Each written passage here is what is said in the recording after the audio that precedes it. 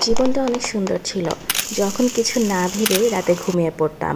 আর এখন রাতে ঘুমানোর আগে হাজারটা চিন্তা নিয়ে তারপর ঘুমাতে হয় যে পর দিনটা কিভাবে শুরু করব। সো চলুন আজকের দিনটা শুরু করি। আসসালামু আলাইকুম এভরিওয়ান, সবাই কেমন আছেন? আশা করছি যে যেখান থেকে আমার ভিডিও দেখছেন সবাই ভালো আছেন। আমরাও আলহামদুলিল্লাহ ভালো আছি। আর জীবনের গতিতেই চলছে, আর আমরাও তার সাথে তাল মিলিয়েই চলছি। সকালটা শুরু করি, আবার সকাল শুরু করে সারা দিন কেটে যেয়ে রাত আসে, রাতও শেষ হয়ে যায়। এভাবে করেই এক একটা দিনের গতিতেই চলে যাচ্ছে। মাঝে মাঝে চিন্তা হয় একদম ছোটবেলায় চলে যাই, যে সময়টা মাথায় কোনো টেনশন ছিল না। রাতটা হলেই চুপটি করে যেয়ে বিছানার মধ্যে শুয়েই ঘুমিয়ে পড়তাম। আর তখন ঘুমানোর জন্য এত চেষ্টাও করতে হতো না। আর এখন সারা দিন ক্লান্ত থাকার পরেও যখন বিছানা যাই, তখন মনে হয় হাজারটা টেনশন মাথায় ভর করে।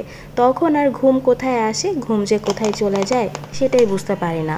আর সকালবেলা এত পরিমাণের ঘুম আসে, কিন্তু সকালবেলা ঘুম আসলে কি হবে? সকাল তো আর ঘুমানোর জন্য না। তো সকালে কিন্তু যতই চোখে ঘুম থাকুক, তাড়াতাড়ি ঘুম থেকে উঠে পড়ে সারা দিনের জন্য যুদ্ধে নেমে যেতে হয়।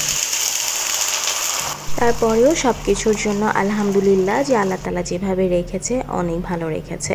তো আপনাদের সাথে গল্প করতে করতে সকালের নাস্তাটাও কিন্তু রেডি করে ফেললাম। আর আজকে নাস্তায় কিন্তু পরোটা, ডিম ভাজি আর নবাবী সেমাই নিয়েছি। আর এদিক থেকে ওয়েদারটাও একটু মেঘাচ্ছন্ন হয়ে গেছে, মনে হচ্ছিল যে বৃষ্টি নামবে। আর ইদানিং তো অনেক বেশি গরম পড়েছে, তাই আকাশটা যখন এরকম মেঘাচ্ছন্ন হয়ে যায় তখন কিন্তু অনেক বেশি ভালো লাগে। মনে হয় যে ওয়েদারটা একটু ঠান্ডা হবে। তো যাই হোক, জান্নাতকে নিয়ে স্কুলেও যেতে হবে। জানি না কি পারবো। ভালো হবে ইনশাল্লাহ। ভালো হবে তো এটা জানি, কিন্তু কি হবে? ভালো হবে মা, ইনশাল্লাহ। স্কুলে বসে থাকা মানেই অনেক অনেক খাওয়া দাওয়া। আর এখানে এক আপু হয়তোবা চিড়া ভেজে নিয়ে এসেছিল, চানাচুর দিয়ে মাখিয়ে ঠান্ডা ঠান্ডা কুলফি খেয়ে নিলাম। তারপরে কিন্তু আবার নাড়ুও খেয়েছি, অনেক দিন পর নাড়ু খেলাম। আর এর মধ্যে কিন্তু স্কুলও ছুটি হয়ে গেছে। আর বাচ্চারা তো অনেক হ্যাপি, কারণ আজকে ওদের ক্লাস থেকে ওদেরকে বেলুনস দিয়েছে, দেন আরও কিছু গিফটস দিয়েছে। তো বাচ্চারা তো গিফটস পেলে এমনিতে অনেক বেশি খুশি হয়ে যায়। সো ওরা স্কুল থেকে বের হয়ে অনেক বেশি খুশি এবং অনেক বেশি এক্সাইটেড ছিল, ওদের ফেস দেখেই কিন্তু বোঝা যাচ্ছে। তো সবাই কিন্তু এই বাচ্চাদের জন্য অবশ্যই মাশাল্লাহ বলে দিবেন। জান বাচ্চাকে এখন ভাত খাইয়ে দিব, দেন আমি নিজেও খাওয়া দাওয়া করব। আর শাওয়ার তো এর মধ্যেই নিয়ে নিয়েছি। তো আজকে চিকেন রান্না করেছিলাম, মানে আজকে না, গতকালকেই রান্না করেছিলাম। তো এখন এই চিকেন দিয়েই জান বাচ্চাকে ভাত খাইয়ে দিব, তারপর ঘুম পাড়িয়ে দিব। সো এই যে মাশাল্লাহ আমার বাচ্চাটা ঘুমিয়ে গেছে। আর এখন যেহেতু আসরের টাইম, সো নামাজটাও সেরে নিলাম। আর সন্ধ্যার পরে জান্নাতের বাবার হাতের মজাদার এই মুড়ি মাখা খেলাম। ও অনেক মজা করে মুড়ি মাখায়, আর যখনই বাসায় মুড়ি মাখানো হয় ওকে দিয়েই মাখাই। তারপর জান বাচ্চাকে একটু নবাবী সেমাই খাইয়ে দিলাম। জান বাচ্চা কিন্তু নবাবী সেমাই খুব বেশি পছন্দ করে।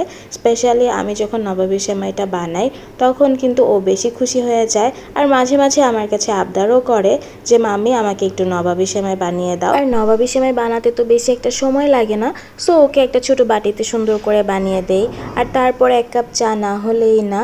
তো সন্ধ্যাটা কিন্তু এক কাপ চা হলেই যথেষ্ট, অন্য কোনো কিছু হোক বা না হোক। তো চাও এখন খেয়ে নিব, চা খেয়ে আবার রান্না বান্না করতে হবে। আর ওয়েদারটা যেহেতু সকাল থেকে একটু ঠান্ডা ঠান্ডা ছিল, তাই হঠাৎ করে আজকে ইচ্ছা করছিল যে একটু বিরিয়ানি খাওয়া যাক। সো যে কথা সেই কাজ, তাই আজকে চিন্তা করেই নিলাম যে রাতে কিন্তু ডিনারটা বিরিয়ানি দিয়েই হবে।